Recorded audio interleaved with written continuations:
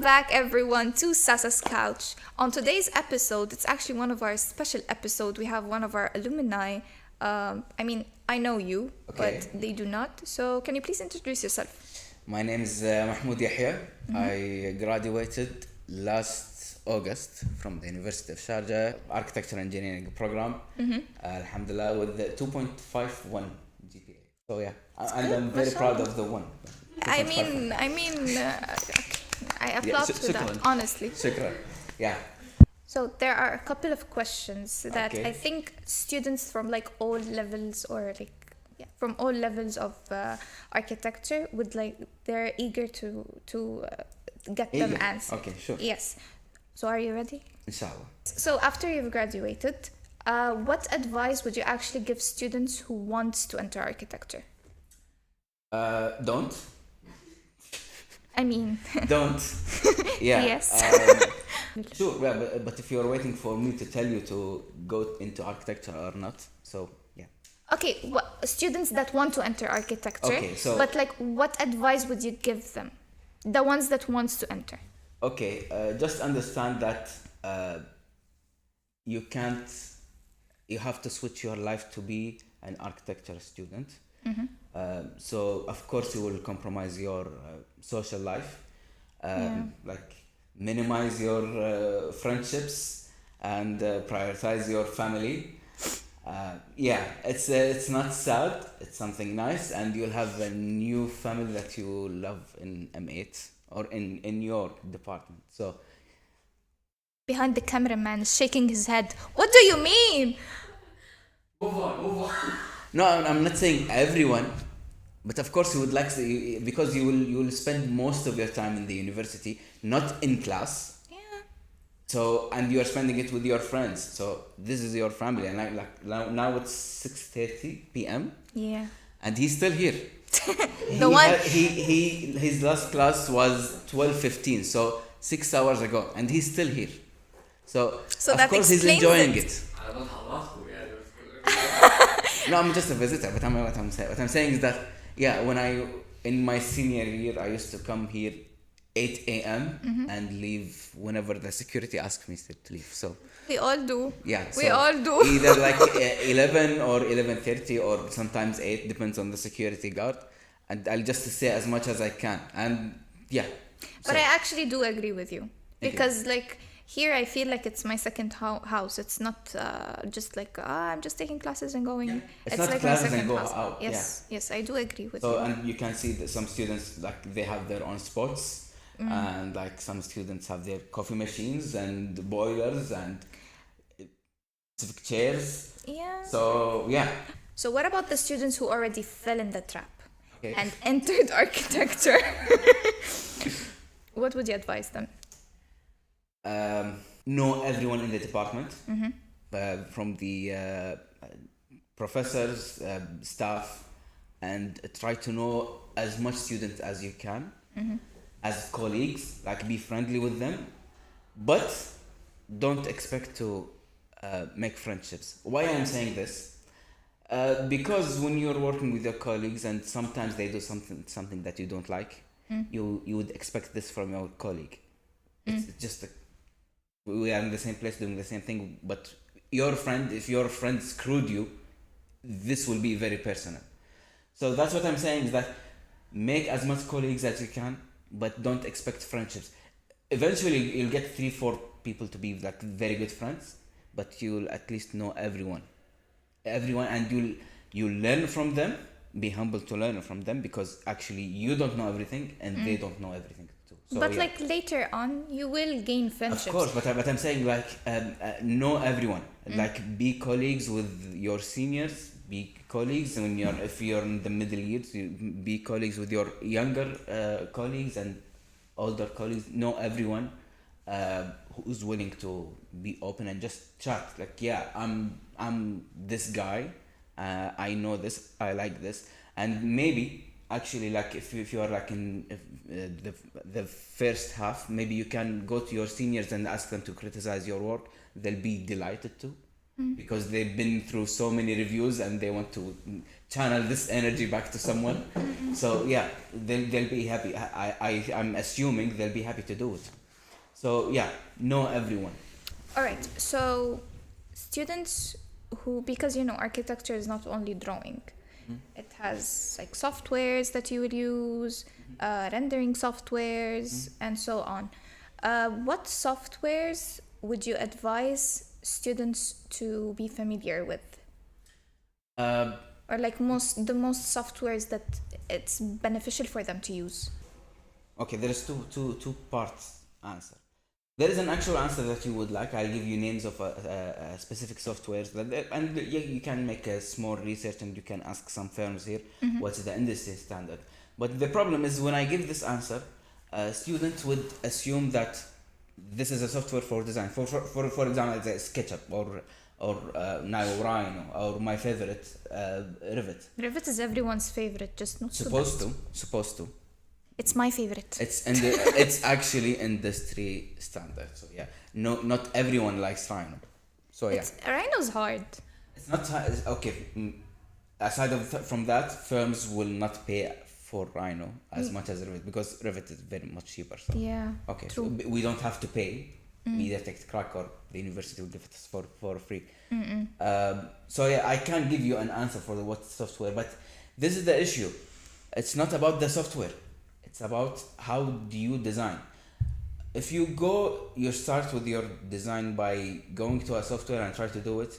You want to do a specific, based on your concept, you will do a specific wall type or a specific proportion of a room. Either SketchUp or Revit, the software itself will make it for you, but it will never be 100% what you want. What actually you can control that doesn't control you is using a pen or pencil and a paper.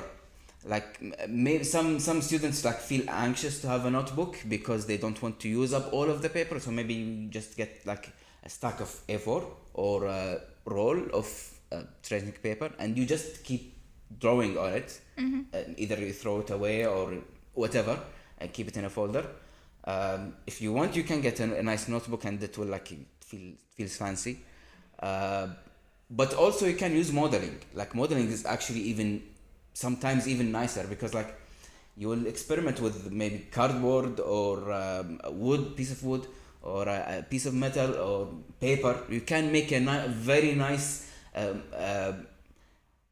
visual or let's say a composition that can give you a sense of space that a render will never give you, even if it's much more scale, of course. But modeling using different materials, using your pen, using your imagination, something you can actually control rather than relying on a software to design for you. This always results in very similar projects when students start to design with the software, especially when their skill level is like entry level.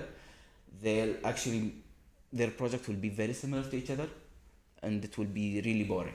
And they are not designing, the software is designing. They're just trying to tame the software actually like it takes what's in your head and makes it boom magical. Yeah, but like numbers wise, and easier. But like it's not for design. So students to enter architecture, they need to know how to draw? You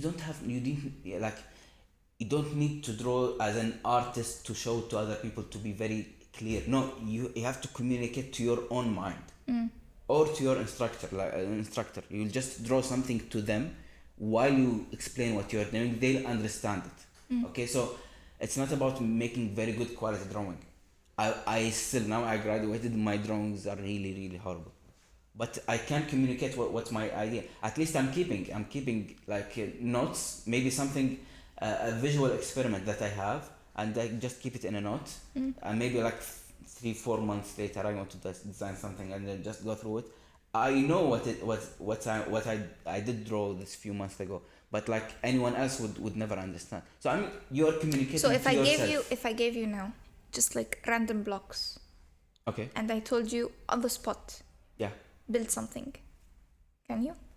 Of course, but like, yeah, theoretically, but like you have to be more specific. So yeah, So let's do it. yeah, there's some plugs there. Let's do it.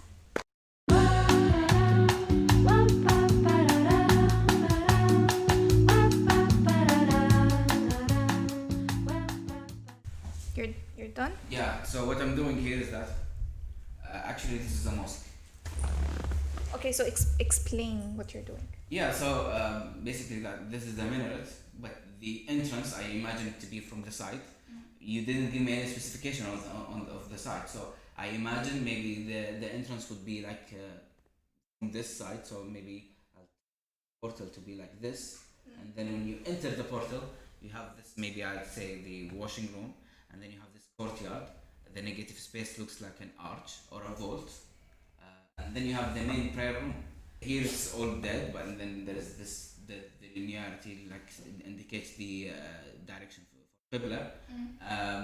This indicates where's the entrance for everyone, like because it's smaller and tilted. So yeah, the mosque itself is to Qibla, but the entrance itself is like to the side. I imagine the side to be a little bit tilted. So yeah, this is like very simple model that I'm communicating the way I think about the courtyard. Like the courtyard looks a little bit more interesting, like because it's like a vault, and the minaret is like a little bit more interesting because it's not circular and projected.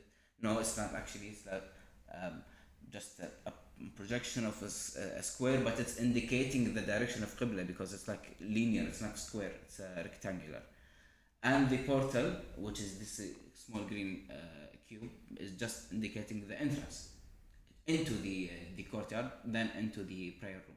So yeah, it's very simple mosque. Okay.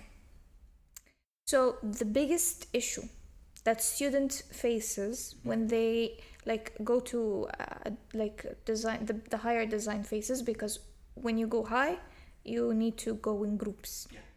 So the biggest issue that they face is choosing their group members wrong, or not knowing how to choose their group Or members. how to deal with the group. Yeah, that we always I've personally always asked that question: how to choose a group. Okay. So- I thought you were struggling with your group members. Oh no, my group are good. I think they're the ones struggling with me, honestly. So, Okay, so there is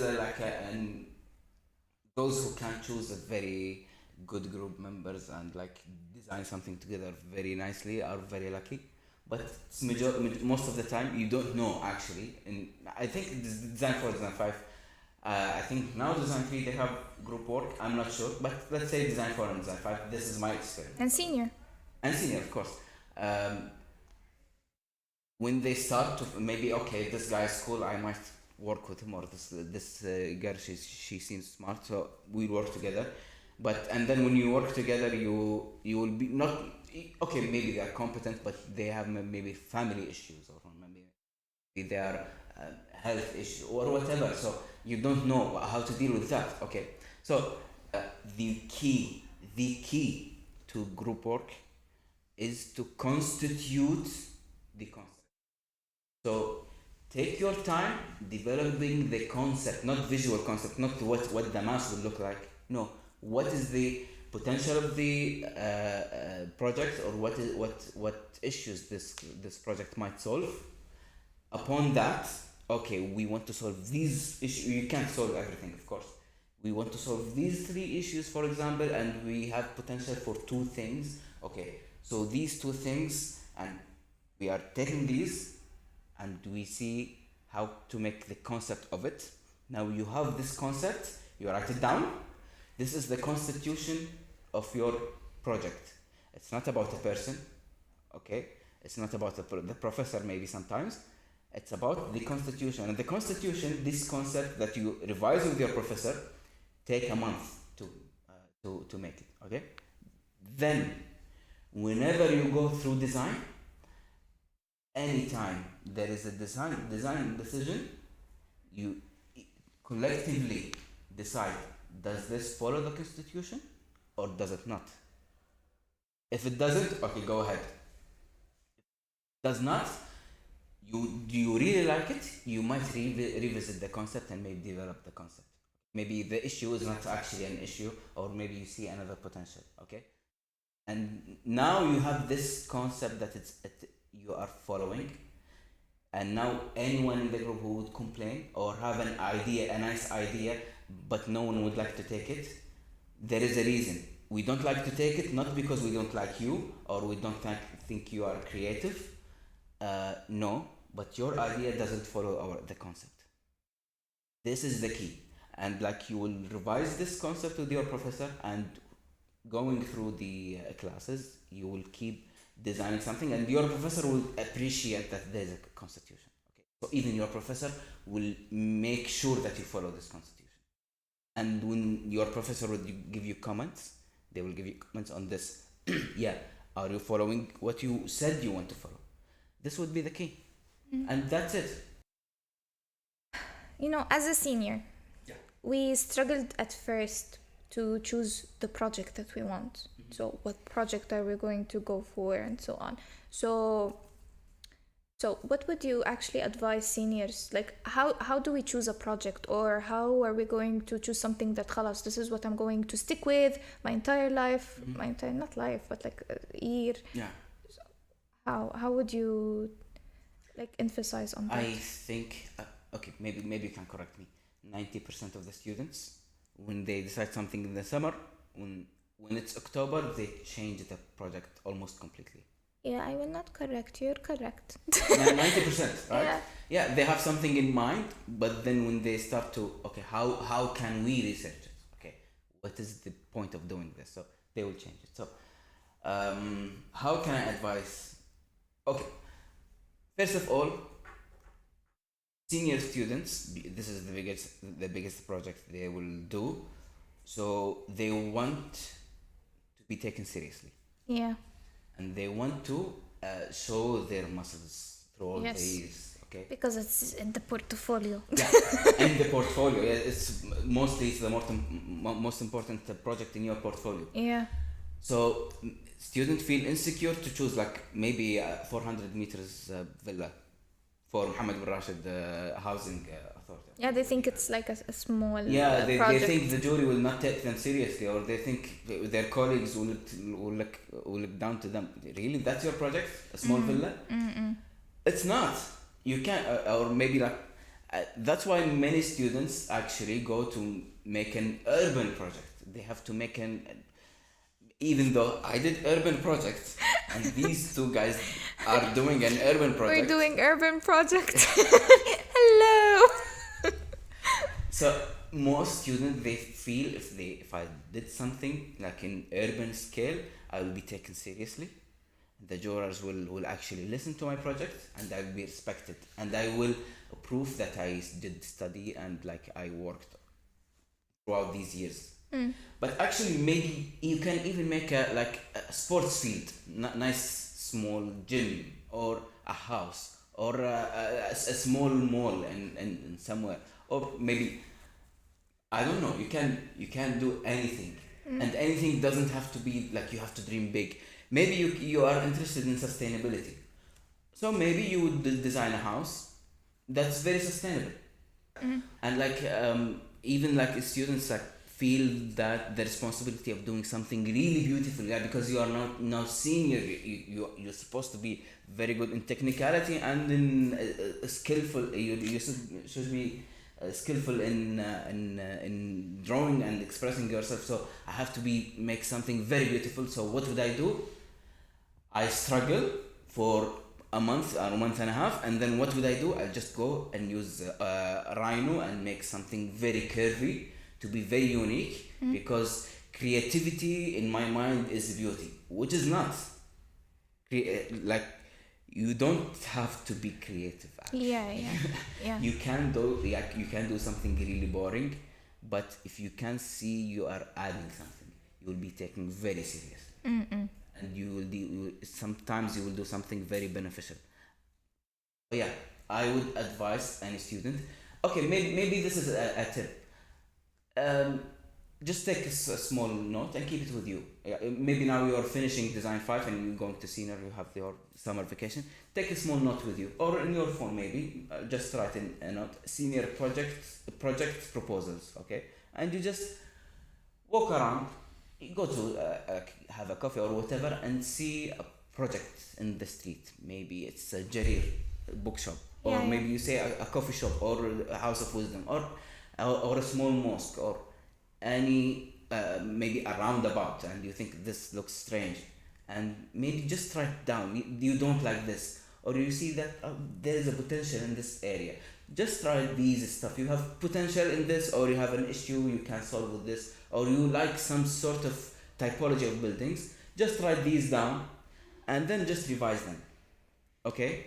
And now, when you come up with a senior project, you have to understand that the senior project, it's not about the who is your advisor. It's not about who is your group mates. It's about what is the project. If you know a certain project is a good project and you are feeling really strong about it, you can go to the proper professor and like you show them, can we work on this? Okay. And then from that, maybe you would see your colleagues who's interested. And then moving from that, you can have a really strong senior year. Now, let's keep the serious advice. Let's get to know you. Okay, so what were the courses that you enjoyed the most in architecture?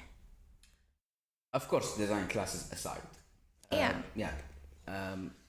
I would say history of architecture. It was both of the classes with Dr. Rayhan, urban design with Dr. Majd, and contemporary architecture with Dr. Majd. Now, why would I say history and contemporary? Contemporary is just like a continuing history, but it's optional class, a selective course. It's just that whatever problem that you are seeing, or whatever potential that you see in a certain project, you are mostly, like I'd say 99.5% of the time, you are not the first person who saw this issue or saw this potential. By studying other architects or other buildings or other say styles of architecture, you would understand, you would have this a toolbox of dealing with these issues. And like it explains to you, when you see a certain building, why do you actually know, when you see a supermarket, why do you actually know it's a supermarket? Is it because of the sign? I mean, it's because what's inside of it. No, from outside. No, I would tell you, like when you see, let's say you would go to Finis in 06. How do you know, not Finis, let's say Sharjah Corporation, okay?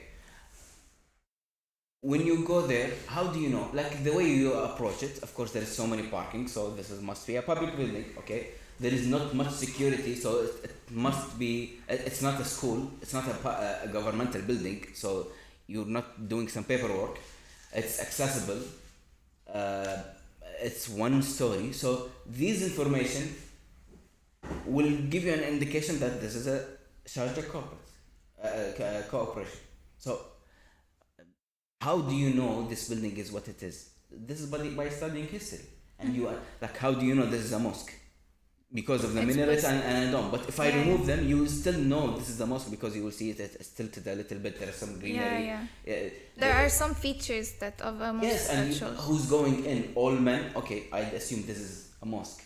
Or women going separately, let's say men.